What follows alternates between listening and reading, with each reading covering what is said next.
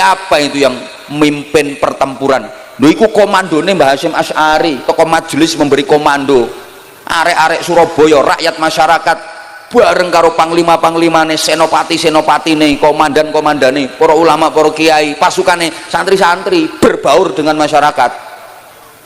Sampai sing mateni pimpinane tentara sekutu jenenge Brigadir Jenderal Malabi. Santri ku sing mateni, dudu tentara, dudu polisi, ijendan. Lah polisi tentara waktu itu durung lahir, durung ono. Lahir TNI lo kapan? Tahun berapa? 1945. Wis mari merdeka. Disian Banser lo, Banser tahun 1937. Jadi Banser KKE TNI. Wis melu perang. Mulane seragame amoh saudara tua kok. Banser KKE TNI, makane ngalah karo adike, moh nampa bayaran, CE bayarannya dipe adike, KKE cukup berkat ngono ae. Sing mateni Jenderal Malabi, pimpinan tentara sekutu izin, bukan tentara, bukan polisi. Waktu itu TNI belum ada, Polri belum ada. Siapa sing mateni? Santri. Loh, aku ngerti dhewe pas nonton filmnya iku. Dadi lo film kan fakta sejarah. Ayo, siapa sing kate bantah ayo. Tentara kurang ono, apa maneh polisi malah wis kari ku polisi. Polisi kari wisan.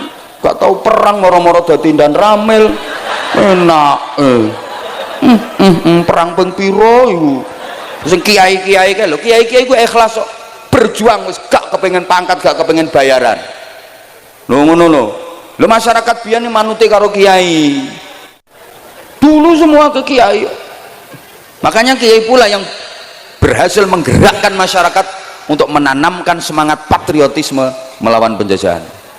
Makanya di awal-awal kemerdekaan Bapak Pendidikan Nasional Ki Hajar Dewantoro menghadap Bung Karno, presiden pertama, dimintai saran. Apa saran Bapak Pendidikan Nasional untuk Indonesia ke depan?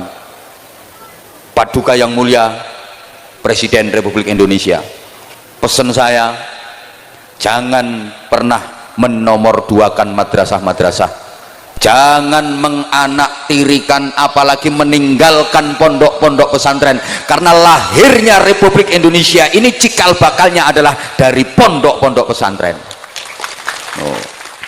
Saya mengucapkan selamat dan sukses atas terlaksananya Haflatul Ikhtibar ke-40 Pondok Pesantren Ummul Qura, mulai tingkat MI, MTS, MA, Madrasah Diniyah, semuanya mudah-mudahan maslahah, manfaah dan barokah. Pesan saya, jangan pernah menganggap kalau putra-putrinya yang dihaflai ini sudah khatam ngajinya, sudah khatam belajarnya, tapi anggaplah baru khatam pada jenjang masing-masing tingkatan. Jangan dianggap sudah khatam, tapi anggaplah baru khatam. Soalnya sudah karo baru itu gak podo. Sudah itu wes, lek baru itu lage. Kalau sudah khatam itu kesannya ndak butuh tambahan lagi, karena sudah, anakku sudah khatam, gak perlu tambah maneh, wis cukup. Tapi kalau anakku baru khatam masih perlu tambah-tambah dan terus tambah. Padha karo ngene, sampeyan duwe duit sudah 5 juta karo sampeyan duwe duit baru 5 miliar, seneng di baru. Kalau sudah 5 juta itu kesannya wis wakeh, wis gak butuh tambah maneh. Tapi lek baru 5 miliar ada harapan untuk tambah dan terus tambah. Bapak Ibu wali santri, berat ringannya mendidik anak, membiayai anak itu juga tergantung anggapan sampean. Sampean punya anak sudah 2, berat. Anakku sudah 2, sudah menghabiskan duit banyak, sudah megelne utek, sudah capek, berat. Beda dengan anakku baru 14, enteng, tambah 2 lusin lagi masih sanggup. Ndak salah Bapak Ibu panjenengan mondokne anak di pesantren Ummul Qura ini. Saya hanya akan bercerita seputar pondok pesantren karena ini ngajinya di pondok. Kalau dirunut sejarah, mulai zaman Allah ngutus nabi dari bangsa Arab Selatan, namanya Nabi Hud alaihi salam, diutus ke kaum Ad. Kalau dalam Quran disebutkan wa ila adin akhahum huda. Kaum Ad ini nakal-nakal, ringkas cerita dibinasakan dan dihancurkan oleh Allah. Berarti di Arab Selatan ini gagal. Kemudian Allah mengutus nabi lagi dari bangsa Arab Utara, namanya Nabi Sholih alaihi salam, diutus ke kaum Samud. Wa ila samuda akhahum sholihah. Sama, kaum Samud ini nakal-nakal, dihancurkan oleh Allah. Di Arab Utara juga gagal, Arab Selatan gagal, Arab Utara gagal. Kemudian Allah ngutus nabi lagi, la minal kiduli wala minal lori, bal minat tengai, tidak dari selatan, tidak dari utara, tapi dari Arab Tengah. Ini dipilihkan dari suku yang terkenal paling fasih lesannya, paling cerdas otaknya, paling gagah tubuhnya, paling ganteng wajahnya. Nabi itu adalah Ibrahim alaihi salam. Dan nabi-nabi sesudah Ibrahim itu semua adalah zuriyah, keturunannya Nabi Ibrahim alaihi salam. Mulai ini ada keberhasilan sukses. Allahumma sholli ala Muhammad. Nah sekarang, ma arsalallahu rusulan illa wa hasanal wajhi. Allah tidak mengutus nabi rasul kecuali berwajah ganteng-ganteng. Nah kalau sekarang al ulama warasatul anbiya, ulama itu pewarisnya para nabi, kiai itu marisi nabi, titenono kiai itu rata-rata ganteng. Loh. Meskipun aslinya gak ganteng, tapi lek wis dadi kiai ada auranya tersendiri. Wis lah sawangen raiku sawangen. Insyaallah belenek engko sampean. Nabi Ibrahim punya anak dari istri yang namanya Siti Hajar. Anak itu adalah Ismail alaihi salam. Oleh Allah diberi pusaka Masjidil Haram di Makkah. Punya anak lagi dari istri Siti Sarah, nama anaknya Ishak alaihi salam. Oleh Allah diberi pusaka Masjidil Aqsa di Baitul Maqdis Palestina. Makanya sejarah Isra-nya Rasulullah itu napak tilas, minal Masjidil Harami ilal Masjidil Aqsa. Masjidil Haram pusakanya Nabi Ismail, Masjidil Aqsa pusakanya Nabi Ishak.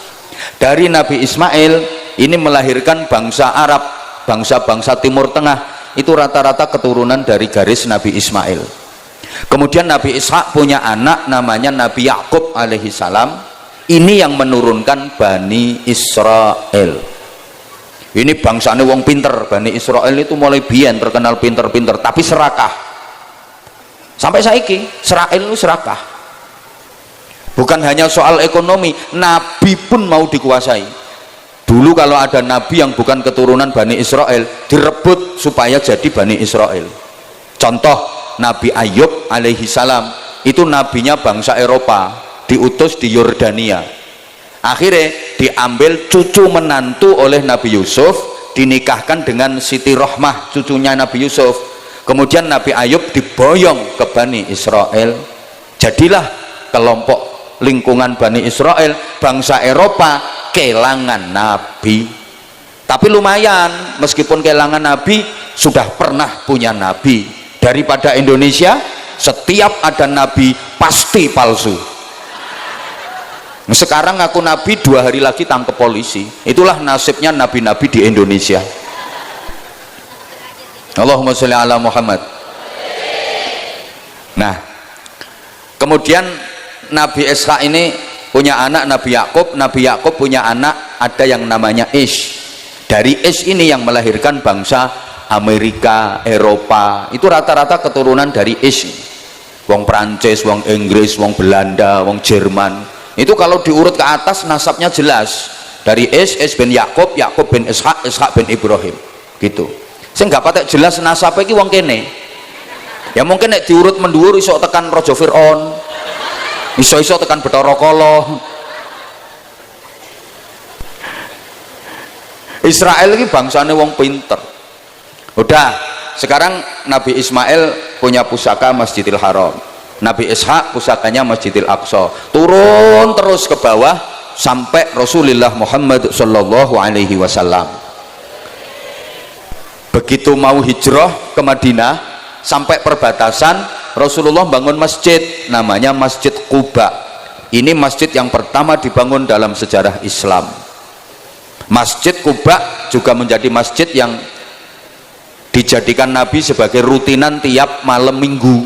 Jadi Kanjeng Nabi itu ya rutinan malam mingguan di Masjid Quba. Setiap satu sore berangkat dari rumah ke Masjid Quba, imma masyian wa imma raqiban. Kadang jalan kaki, kadang naik kendaraan. Dulu belum ada kendaraan bermotor, ya naik kuda, naik onta, naik bighal. Nah sekarang sholat 2 rakaat di Masjid Quba itu pahalanya sama dengan ibadah umroh sekali. Nanti kalau sampean pergi umroh, amin. Nah, sing gak amin koyoke gak iso mrono. Pasti akan diajak ziarah ke Masjid Quba itu, karena itu termasuk tempat bersejarah. Tanyakan ke jamaah yang sudah pernah haji, pernah umroh, pasti ke Masjid Quba itu. Sholat 2 rakaat di Masjid Quba pahalanya sama dengan ibadah umroh sekali. Sholat 4 rakaat di Masjid Quba ya sama dengan umroh 2 kali. Terus Kanjeng Nabi sampai tujuan Madinah bangun masjid lagi. Sekarang kita kenal dengan nama Masjid Nabawi di Madinatil Munawwarah. Ini nanti ada sejarahnya dengan pondok pesantren. Orang kalau ke Masjid Nabawi, mudah-mudahan semuanya bisa ke sana. Ya. Tanganku nyudeng nanti mbok amini. Ngono kok amin. Sing teliti to mau amin. Kalau ke Masjid Nabawi itu yang menjadi target utama pasti Raudhah. Sampai pengen ke Raudhah itu sekarang antri, harus punya tasreh. Kalau nggak ada tasreh, surat izin, nggak bisa masuk ke Raudhah. Kenapa? Yang menjadi tujuan utama ke Raudhah karena memang itu tempat istimewa. Setelah menentukan tempat yang namanya Raudhah, ma baina baiti wa mimbari, kata Nabi, Raudhatun min riyadil jannah. Tempat antara rumahku sampai dengan mimbarku adalah taman surga. Loh, kenapa yang disebut taman surga hanya tempat itu? Kok nggak seluruh bangunan Masjid Nabawi disebut taman surga? Sisan kabeh po, bangunan masjid itu kabeh diarani taman surga? Ndak, hanya tempat yang ukurannya kurang lebih 26 kali 12 meter panjang lebarnya. Kenapa itu saja yang disebut taman surga? Karena di tempat itu Rasulullah mendirikan pondok pesantren. Jadi pondok pesantren itu sudah ada mulai zaman Rasulullah. Di tempat itu Rasulullah mendidik sahabat-sahabatnya, mengajar santri-santrinya. Ya di tempat itu. Maka tempat itu disebut taman surga. Sehingga semua tempat di dunia ini yang di situ dibangun pondok pesantren, insya Allah kelak akan diangkat Allah menjadi bagian dari taman surga, termasuk pondok pesantren Ummul Qura. Siapa yang menjadi penghuni taman surga itu? Ya pengasuhnya, pemimpin-pemimpin pesantrennya, ustadz-ustadzahnya, pengurus-pengurusnya, santri-santrinya, semuanya, termasuk wali santrine. Amin Allahumma amin. Nek sahriyae gak nunggak. Sing guyub bantere ketoke sing ditunggakan 4 wulan. Ada loh, udah haflah loh, masih nunggak sahriyah 4 bulan. Ada ini orangnya agak gemuk, duduknya sembujung orangnya. Langsung silo saiki. Dan semua orang yang ikut mendukung perjuangan pondok pesantren mlebu swarga. Amin Allahumma. Nah, termasuk Pak Camate mlebu swarga. Kok sampean ora amin perkara ngingeti wong iki kok. Sampun Mas, mangke kula buka piyambak. Matur suwun, matur suwun. sampun nggih. Pokoknya siapapun yang ikut berpartisipasi, berkontribusi di perjuangan pondok pesantren katut mlebu swarga. Kurang banter. Sak kapolseke mlebu swarga. Nek nyumbang. Sak dan ramile mlebu swarga. Nek nyumbang. Sak camate mlebu swarga. Nek nyumbang. Ini kan nyumbang juga katut. Lho Kanjeng Nabi dawuh man ra'ani dakhalal jannah wa man ra'ani dakhalal jannah man ta'allama bi dakhalal jannah wa man ta'allama bi dakhalal jannah. Siapa yang pernah memandang aku masuk surga. Siapa yang pernah memandang orang yang pernah memandang aku dalam keadaan iman masuk surga. Ila yaumil qiyamah. Siapa yang pernah memandang orang yang orang itu pernah memandang aku terus masuk surga. Siapa yang pernah ngaji bareng aku kata Rasulullah masuk surga. Siapa yang pernah ngaji bareng orang yang pernah ngaji masuk bersamaku masuk surga. Ila yaumil qiyamah. Sambung. Lah kiai pondok niku kan ngaji karo kiai ini. Lah kiai ini kan ngaji karo kiai ini. Kiai ini mau ngaji karo kiai ini. Lah kiai ini ngaji karo kiai ini. Lah kiai ini ngaji karo kiai ini. Lah terus kiai ini ngaji karo kiai ini. Dukure kiai ini ngaji karo kiai ini. Terus dukure meneh kiai ini ngaji karo kiai ini. Munggah ngaji tekan Kanjeng. Nah, makanya santri itu jangan diremehkan meskipun ilmunya sedikit. Soalnya ilmune santriku ilmune Kanjeng Nabi hakikate. Walaupun ketoke santri sing lanang klumbruk kayak sarunge ngeper ndul. Nek turun geletak melungker, tarik menduur sirahe ketutupan, sikil kademen. Geret mengisor sikil ketutupan, sirah kademen, campur gudiken kukur ya. Tapi barokah luar biasa. Ten pondok niku ngapunten ya walaupun rada nakal-nakal sithik pokoknya gak nemen-nemen. Lho ana santri diulang ngaji karo kiai ini pas nerangno tahrimul ghosab, keharamane gosop iku nganggo barange wong gak pamit gak izin, memakai barang orang lain tanpa izin itu namanya gosop. Ngono lho diterangno mbek kiai ini al ghosabu minal kabairi, utawi gosop iku setengah saking pira-pira jumlahe dosa gede. Jadi santri-santri ya gosop nganggo barange wong gak kondo, make barang orang lain tanpa izin itu termasuk dosa besar. Nggih, santri ini ngono. Begitu kiai ini turun habis ngajar, goleki sandale ilang. Ya dijukuk karo santri sing mantuk-mantuke paling nemen. Lho gitu Bu, santri yang gasap sandale kiai begitu pulang punya pabrik sandal. Mulane santri kene lek pengen duwe pabrik sandal, sandale kiaimu entek iya. Lha iku pondok pesantren wis masyaallah luar biasa. Soal doa yo mandine masyaallah. Ini kan ada cerita ya. Ada santri Madura mondok di pesantren Jawa. Dia nggak bisa bahasa Jawa, nggak ngerti bahasa Jawa, ngomongnya pakai bahasa Indonesia. Lah santri Madura ini punya hobi unik. Dia punya hobi ngerawat ayam jago ini. Hobinya ngingu pitik, memelihara ayam. Itu kalau dia nggak dikasih izin memelihara ayam, nggak mau mondok. Saya mau mondok ngaji di sini asal boleh memelihara pitik saya. Kalau nggak boleh memelihara pitik, nggak mau mondok saya. Akhirnya sama kiai dikhususkan, ya udah khusus santri Madura ini biar dia memelihara ayam. Wong memang hobinya. Nah, dia memelihara ayam, semangat ngaji sholat jamaah. Satu ketika ayamnya sakit, kering, ngelentruk. Wes santri ini nggak mau jamaah, nggak mau ngaji. Ditegur sama kepala pondoknya. Kamu kok nggak mau jamaah, nggak mau ngaji? Orang pitik saya sakit. Ya nanti kalau pitik saya sudah sehat, saya ngaji lagi, saya jamaah. Akhirnya ketemu sama kiainya. Pak Kiai, saya minta doa Pak Kiai. Ini pitik saya sakit. Saya males jamaah ngaji kalau pitik saya tidak sehat-sehat. Nanti kalau pitik saya sudah sehat, saya ngaji.